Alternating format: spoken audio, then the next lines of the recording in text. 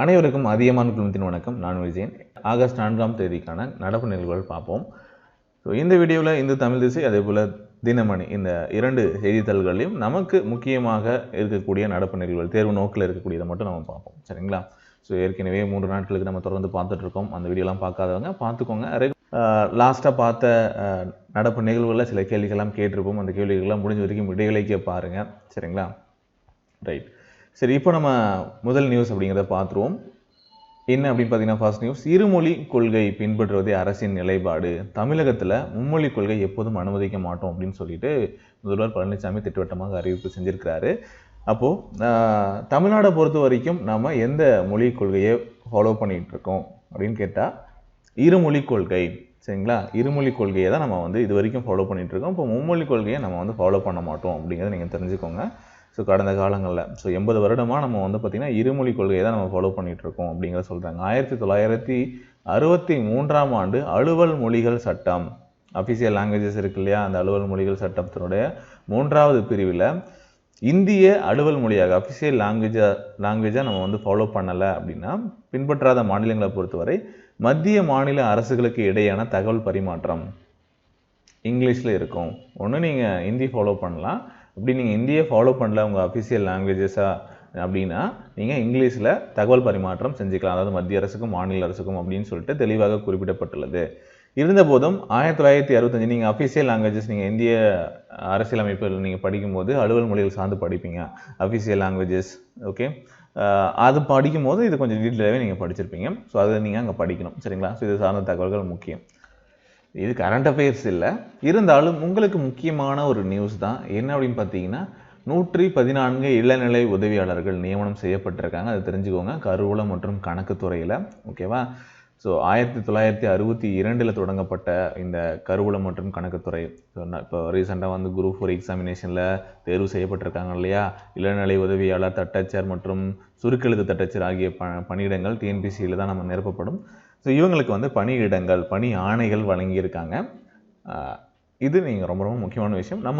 நம்ம எல்லாமே இந்த ஒரு எக்ஸாமினேஷன் தான் படிச்சுட்ருக்கோம். ஸோ இது உங்களுக்கு ஒரு முக்கியமான நியூஸ். கரண்ட் அஃபேர்ஸாக இல்லை, ஆஸ் அ ஆஸ்பிரண்ட்டாக உங்களுக்கு நம்மளும் இந்த மாதிரி போய் பணி ஆணை வாங்கணும் அப்படிங்கிறத ஒரு எய்மாக வச்சு படிங்க. ஓகே, அவ்வளோதான், இங்கே வேறு ஒன்றும் இல்லை. சரி, அடுத்து வருமான வரி கணக்கை தாக்கல் செய்ய ஒரு புதிய திட்டம் அப்படின்னு சொல்லியிருக்காங்க. ஓகே, ஸோ என்ன அப்படின்னு பார்த்தீங்கன்னா, வருமான வரி செலுத்துவோர் பிழையின்றியும் எளிதாகவும் வருமான வரி கணக்கு தாக்கல் செய்ய புதிய முன்னோடி திட்டம் சோதனை முறையில் சென்னை, மும்பை, டெல்லி, கொல்கத்தா மண்டலங்களில் அறிமுகப்படுத்தப்பட்டது. எங்கெங்கே அறிமுகப்படுத்தப்பட்டுள்ளது? சென்னை, மும்பை, டெல்லி, கொல்கத்தா. ஒரு விஷயம் என்னன்னு புரிஞ்சுக்கோங்க. இன்றைக்கி இந்த விஷயம் நான் சொல்கிறேன் அப்படின்னா இதே நியூஸ் பார்த்தீங்கன்னா இன்னும் கொஞ்சம் நாள் சோதனை முறையிலிருந்து செயல்முறைப்படுத்தப்பட்டது அப்படிங்கிறது போயிடும். சரிங்களா? எப்பயுமே கரண்ட் அஃபேர்ஸ் அப்படிங்கிறது மாறிக்கிட்டே இருக்கும். இப்போ நம்ம ஒரு விஷயம் இந்த திட்டத்தை கொண்டு வர போகிறாங்களாம் அப்படின்னு சொல்லிட்டு இருப்பாங்க. அடுத்து இன்னும் ஒரு 2 நாள் கழிச்சு பார்த்தீங்க அப்படின்னா கொண்டு வந்துட்டாங்க அப்படிங்கிற மாதிரி பார்ப்போம். ஸோ அப்டேட் ஆகிட்டே போகணும். புதிய கல்விக் கொள்கை பற்றி உங்களுக்கு முழுசாக தெரியணும்னா ஒரு ஆர்டிக்கல் இருக்குது, அதை கூட நீங்கள் ரெஃபர் பண்ணலாம். இப்போ நான் இதில் டீட்டெயிலாக சொல்ல போகிறதில்ல, முக்கியமான நியூஸ் மட்டும் நான் சொல்ல போகிறேன். ஒரே விஷயத்துக்காக நம்ம நிறைய சொல்ல போகிறதில்ல. ஆந்திராவில் பெண்களின் பாதுகாப்புக்காக ரக்ஷா பந்தன் திட்டத்தை முதல்வர் தொடங்கினார். யார்? ஆந்திராவினுடைய முதல்வர். ஸோ அவர் ஜெகன்மோகன் ரெட்டி என்ன திட்டத்தை தொடங்கினார் அப்படின்னு சொல்லி கேட்கலாம். ஆந்திராவில் பெண்களின் பாதுகாப்பிற்காக தொடங்கப்பட்ட திட்டம் ரக்ஷா பந்தன். இதில் என்ன பண்ணுவாங்க அப்படின்னு நீங்கள் தெரிஞ்சுக்கணும். ஏற்கனவே அங்கே திஷா அப்படின்னு ஒரு திட்டம் இருக்கும். ஓகே, தியா மூவியில் திஷா. ஓகே, இந்த திஷா திட்டம் என்ன அப்படின்னு பார்த்தீங்கன்னா, மிக குறைந்த நாட்கள்லேயே பெண்களுக்கு எதிராக குற்றம் புரிந்தவர்களுக்கு தண்டனையை பெற்று தருவது. அதுதான் அந்த திஷா திட்டத்தினுடைய நோக்கம். ஸோ இந்த திட்டம் ஏற்கனவே செயல்பாட்டில் இருக்குது. சரிங்களா? பெண்களினுடைய பாதுகாப்புக்காக நிறைய திட்டங்களை செயல்படுத்தி இருக்கிறது உங்களுக்கு தெரியும். இதெல்லாம் படிச்சிருந்துருப்பீங்க. தெரியலன்னா தெரிஞ்சுக்கோங்க. இது ரொம்ப முக்கியமானதும் ஒன்று. சரிங்களா? திஷா திட்டத்தை எந்த மாநிலம் அறிமுகப்படுத்தியது அப்படின்னு சொல்லி கேட்கலாம். எங்கே அறிமுகப்படுத்தியதுன்னு கேட்கலாம். ஆந்திரா. ஓகே, இப்போ ரக்ஷா பந்தன் அப்படிங்கிற ஒரு திட்டம். சரிங்களா? ரக்ஷா பந்தன் அப்படிங்கிறத யார் அறிமுகப்படுத்தியிருக்காங்க அப்படின்னா ஆந்திராவில். என்ன அப்படின்னு பார்த்தீங்கன்னா, பெண்கள் சிறுமிகளுக்கு 4ஆம் தேதி முதல், அதாவது இன்னைக்கு டேட்டில் தான் யூடியூப் மூலம் பாதுகாப்பு விழிப்புணர்வு ஏற்படுத்தப்படும் அப்படின்னு சொல்லியிருக்காங்க. 1 மாதம் வரை இதில் பயிற்சிகள் அளிக்கப்படும் அப்படிங்கிறாங்க. அவ்வளோதான். சரியா? விழிப்புணர்வு, பாதுகாப்பு விழிப்புணர்வு ஏற்படுத்தப்படும். ஓகே, அடுத்து பார்த்தீங்கன்னா இப்போ தினமணியில் இன்னொரு முக்கியமான நியூஸ். இது தினமணி நியூஸ். ஓகே, பாதுகாப்பு தளவாடங்கள் உற்பத்தியில் ரூபாய் 1.75 லட்சம் கோடி வருவாய் அப்படிங்கிறது இலக்கு வச்சிருக்காங்க. மத்திய அரசினுடைய இலக்கு தெரிஞ்சுக்கோங்க. ஓகே, இப்போ வந்து கரோனா டைமில் பொது முடக்கத்தால் நாட்டினுடைய பொருளாதாரம் ரொம்ப வீழ்ச்சி அடைஞ்சிருக்கு. 2025க்குள்ள எப்போ 2025க்குள்ள நம்ம 1.7 லட்சம் ஒரு கோடி அப்படிங்கிற மாதிரி 1.7 லட்சம் கோடி எவ்வளவு 1.7 லட்சம் கோடி சரிங்களா, லட்சம் கோடி வருவாய் ஈட்டுவதற்கு மத்திய அரசு இலக்கு நிர்ணயித்துள்ளது. எதுல அப்படின்னு பார்த்தீங்கன்னா பாதுகாப்பு தளவாடங்கள் உற்பத்தியில.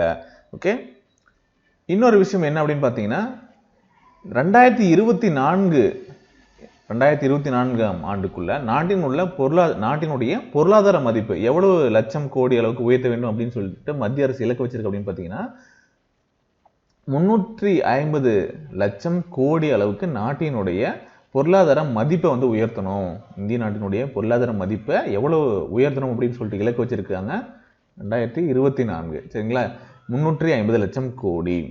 இந்த திட்டம் என்ன அப்படின்னா இதுல இந்தியாவில் தயாரிப்போம் அப்படிங்கிறதுக்கு முக்கியத்துவம் அளிக்கப்பட்டிருக்கு. ஓகே, இந்த திட்ட வரைவுக்கு சரிங்களா, இப்பதான் பிளான் போட்டிருக்காங்க.